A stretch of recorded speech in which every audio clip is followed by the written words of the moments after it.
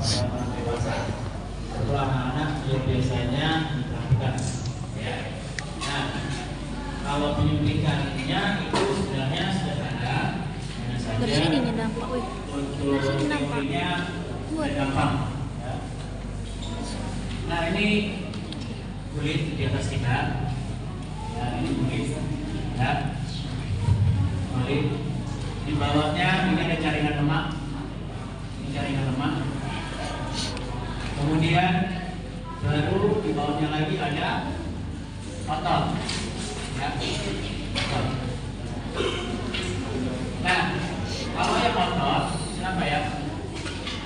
Ini otot terputus lurus. Ini sukutan. Baru ini kutis. Ya. Nah, di kutis ini atau di kutan ini ada pembuluh darah. Ya, di pembuluh darah. Biasanya di sini ada vena.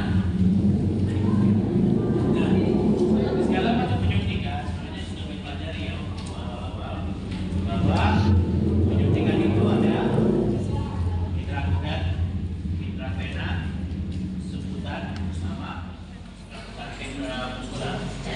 Kalau dia intramuskular, tentu dia harus coblos sampai dalam. Dia kenapa? Dia paling dalam biasanya ya, dia paling dalam. Oleh karena itu dia harus 90 derajat. Ya, ini adalah intramuskular. Nanti kan kalau misalnya kan ada penyuntikan vaksinasi jenisnya apapun itu, di yang lainnya ini ada tulisan IM atau SC. IM itu intramuskular, SC itu subutan. Ya, jadi lihatlah berapa dosisnya, tergantung daripada dia dewasa atau anak. Ya, jadi sudut untuk intramuskular itu harus 90 derajat dan jarumnya harus masuk semuanya. Biasanya itu jarumnya yang 5 cc atau yang 3 cc. Yang 3 cc. Jadi masuk semua jarumnya. Dan tempat penyuntikannya harus yang banyak lemak, banyak ototnya. Ya. Otot yang banyak biasanya di bahu sama di paha, sama di atau tius.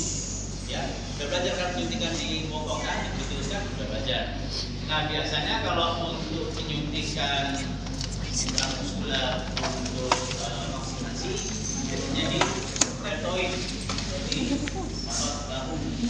Ya, kenapa? Karena paling sedikit pembuluh darah, itulah alasan. Ya, dan otot juga paling tebal. Nah, ada nama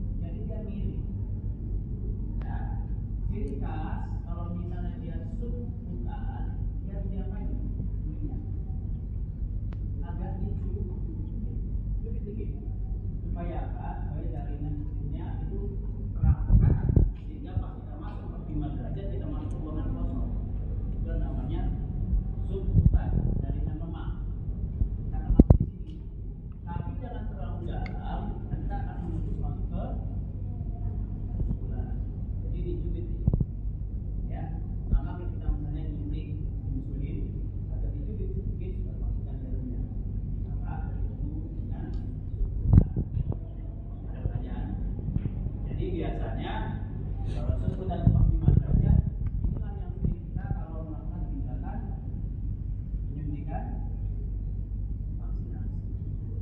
Ya. Sampai di sini. Ya, jadi intinya itu aja. Lihat di labelnya apakah penyuntikannya bukan ataupun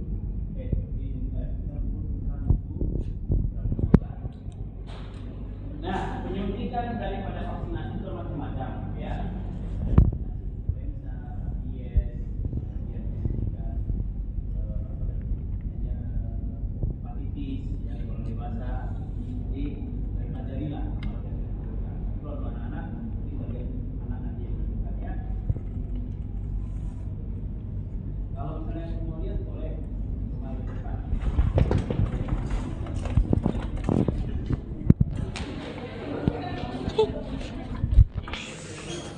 Mau dong.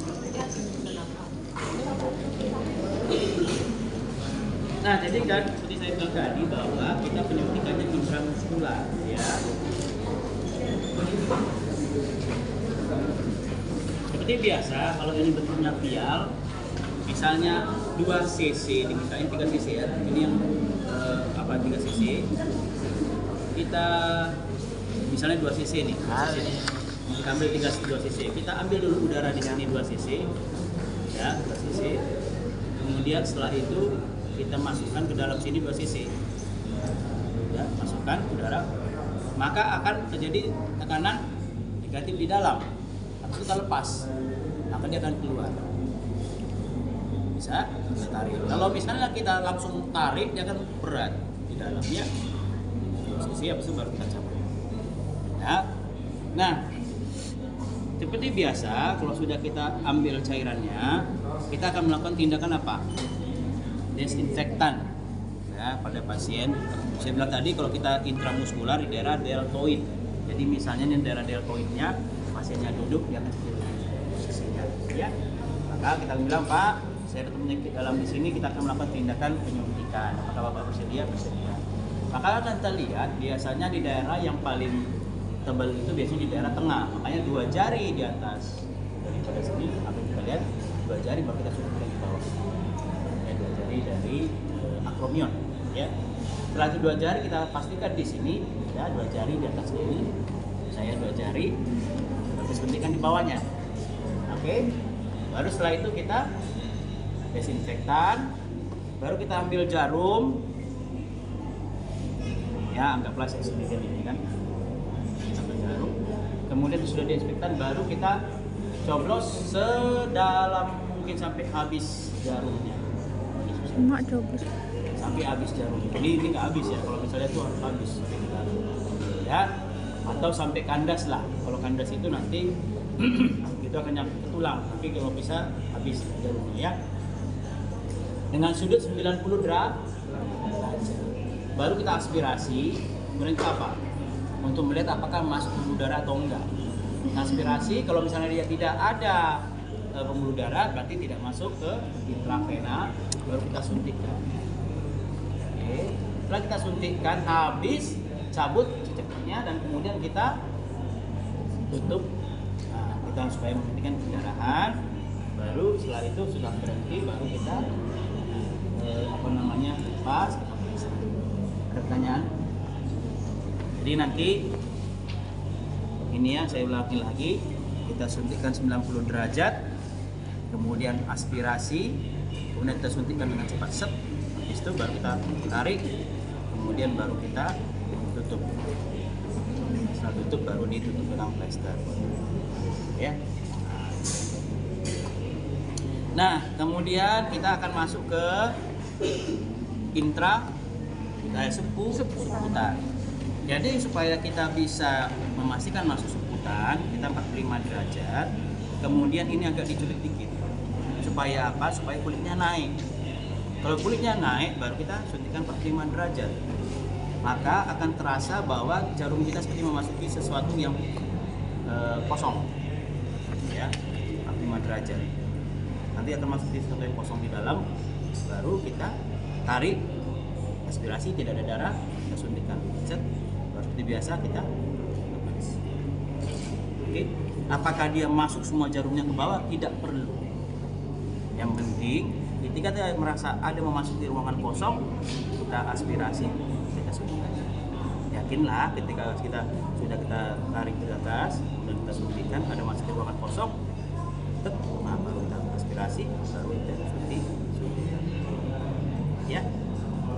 Nah, kalau misalnya dia memakai untuk jarum suntik yang untuk BCG itu kan biasanya kan di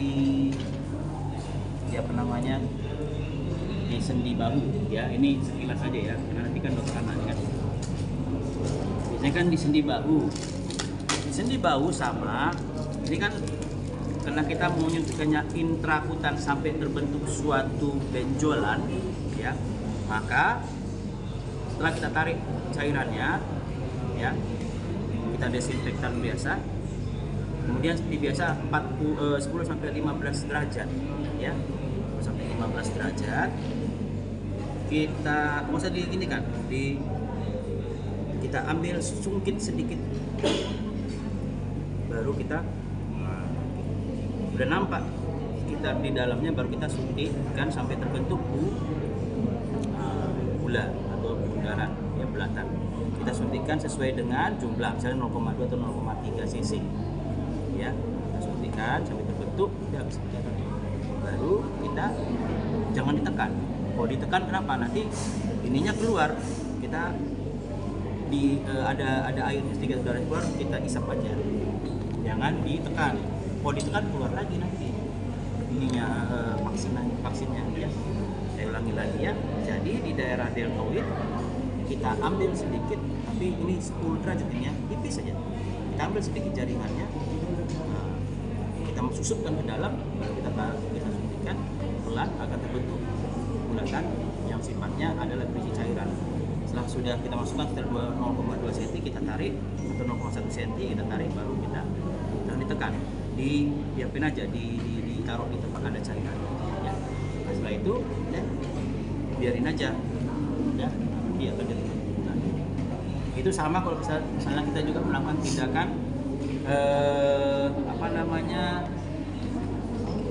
untuk tindakan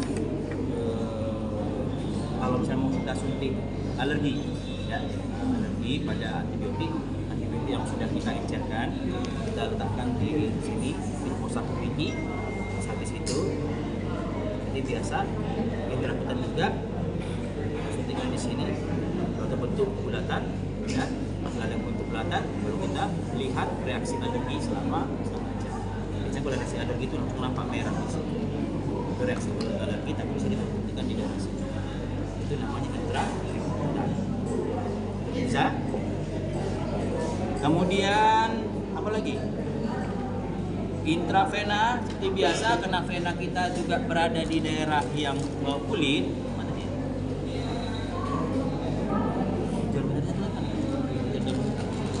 Nah, intrakutan, intravena tentu kita cari di bawahnya vena ya. Misalnya di vena itu ini bukan vaksinasi ya, ya. Kita desinfektan, misalnya kita suntik sesuatu antibiotik atau apa misalnya kan, kita cari di bawah yang memang banyak udara ya. Kita berikan tourniquet supaya apa? Supaya udaranya menggembung ya. Sudah menggembung kita tourniquet, baru kita suntikkan di daerah yang memang banyak udaranya, yang lurus ya, lurus dan tidak bercabang, baru kita suntikkan 45 derajat atau 45 derajat kita suntikkan. Dia akan nampak nanti darahnya akan bocor di sini ya, nampak darahnya dan boleh keluar, kita tarik, darahnya keluar sampai ke jarum, berarti sudah pas posisi, udah kita suntikkan, saya suntikkan, baru setelah masuk semua darahnya, baru ini kita tekan. Kalau ini wajib kita tekan, kenapa? Supaya Semoga ada suaranya. darah vaksin dan obat yang sudah kita masukkan tadi kita keluar lagi dan perdarahan tidak terjadi. Itu kalau misalkan ini terang pas bulan ya. Pertanyaan tahu ya, intrakutan, intravaskular, subkutan, intramuskular. Oke, nanti di ruangan